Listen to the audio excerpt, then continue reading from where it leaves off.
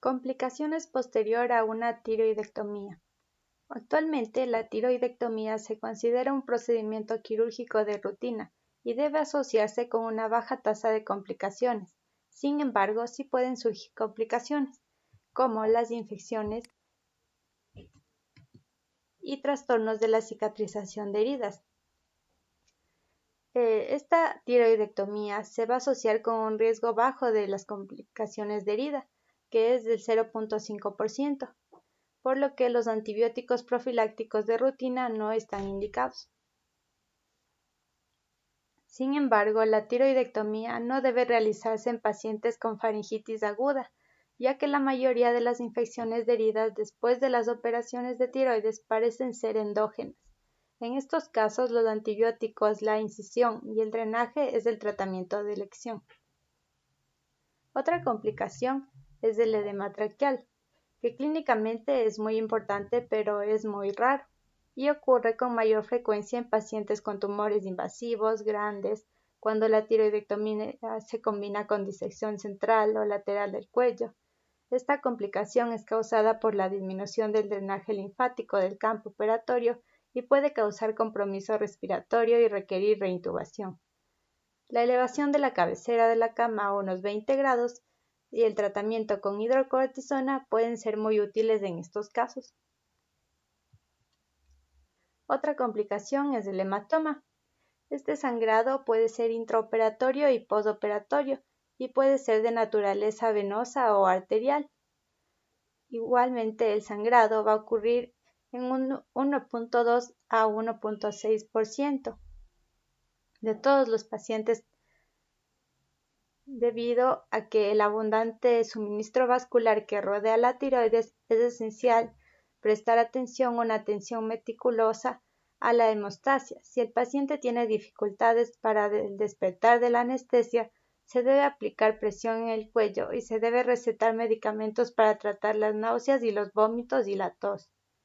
Un hematoma postoperatorio puede tener consecuencias como la compresión traqueal, también la hipoxia, la lesión cerebral, incluso llegar hasta la muerte. Esto puede ocurrir aunque la mayor parte de las hemorragias postoperatorias se producen dentro de las 6 horas en el 25% de los casos, también hay casos en los que ocurre entre las 6 y las 24 horas posteriores, por lo que se debe seguir en visualización del paciente. Como medidas preventivas son útiles la elevación postoperatoria de la cabecera de la cama para reducir la presión venosa del cuello y un vendaje compresivo. Los drenajes no reducen el riesgo de esta complicación, son innecesarios a menos que haya un gran espacio después de la extirpación de un bocio o un tumor muy grande. Los seromas son otra complicación de la tiroidectomía. Suelen identificarse 1 o 2 semanas después de la tiroidectomía y pueden tratarse en ese momento mediante aspiración. Otra complicación son las lesiones nerviosas, ya sea del nervio laríngeo superior o del nervio laríngeo recurrente. Ambos son ramas del nervio vago. El nervio laríngeo superior se divide en el nervio laríngeo interno, que suministra fibras sensitivas a la faringe, y el nervio laríngeo externo, que es un nervio motor del músculo criocotiroideo, que tensa las cuerdas vocales.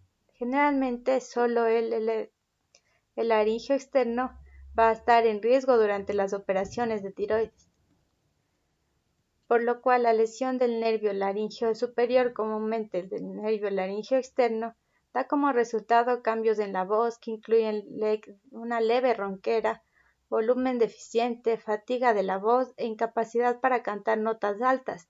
Tal lesión se ve afectada significativamente en cantantes y oradores públicos profesionales.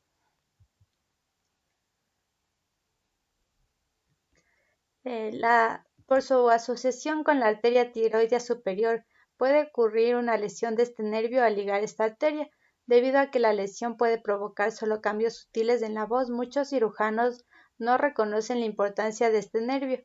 La mayoría de los autores cree que la ligadura en masa de los vasos tiroideos superiores aumenta el riesgo de daño del nervio laríngeo externo. La lesión del nervio laríngeo recurrente es una complicación grave de la tiroidectomía. La identificación del nervio disminuye el riesgo de la lesión permanentemente. La tasa de lesión depende de la extensión de la operación de la tiroides, y la lesión puede provocar ronquera temporalmente o permanentemente. En manos de un cirujano experto, la lesión del nervio se produce en menos del 1% de los pacientes. La frecuencia aumenta con los cánceres grandes e invasivos y disminuye con la experiencia quirúrgica.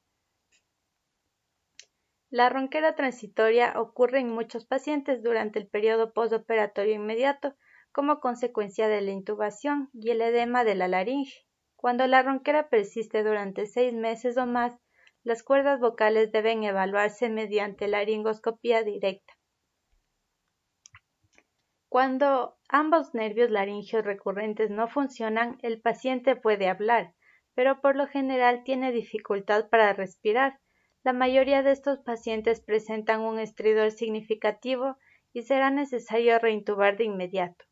Aunque muchos de estos pacientes recuperarán alguna función, en ocasiones es necesaria la laterización o el tratamiento con láser de las cuerdas vocales. La lesión bilateral puede causar compromiso severo de las vías respiratorias que requiere una reintubación y traqueostomía inmediata. Otra complicación es el hipoparatiroidismo, que produce una hipocalcemia postoperatoria, que puede ser causada por ya sea un hipoparatiroidismo transitorio o permanente. El hipoparatiroidismo permanente requiere tratamiento a largo plazo con calcio y vitamina D. En un estudio se reportó que el 19.9% de los pacientes después de una tiroidectomía experimentaron hipoparatiroidismo temporal en menos de 6 meses y el 3.8% permanentemente de más de 6 meses. El hipoparatiroidismo ocurre con más frecuencia en pacientes con cánceres de tiroides y que son grandes, extensos e invasivos, y con la tiroidectomía total se asocia con disección central y lateral del cuello. Las glándulas paratiroides pueden desvascularizarse o extirparse accidentalmente durante las operaciones. Cuando una glándula paratiroidea no se puede disecar de manera segura de la tiroides, se debe extraer y autoinjertar en el músculo esternocleidomastoideo o en el músculo braquiorradial del antebrazo no dominante. Después de operaciones bilaterales de la tiroides, los pacientes deben evaluar su nivel de calcio aproximadamente 5 horas después de la operación y la mañana siguiente a la operación. Los pacientes con síntomas o signos de hipocalcemia o descenso del suero de calcio por debajo de 8 miligramos por decilitro deben tratarse con carbonato de calcio por vía oral. Y si los síntomas persisten, cuando los síntomas van a persistir y el calcio total está por debajo de 7 miligramos, vamos a tratarlos con gluconato de calcio intravenoso.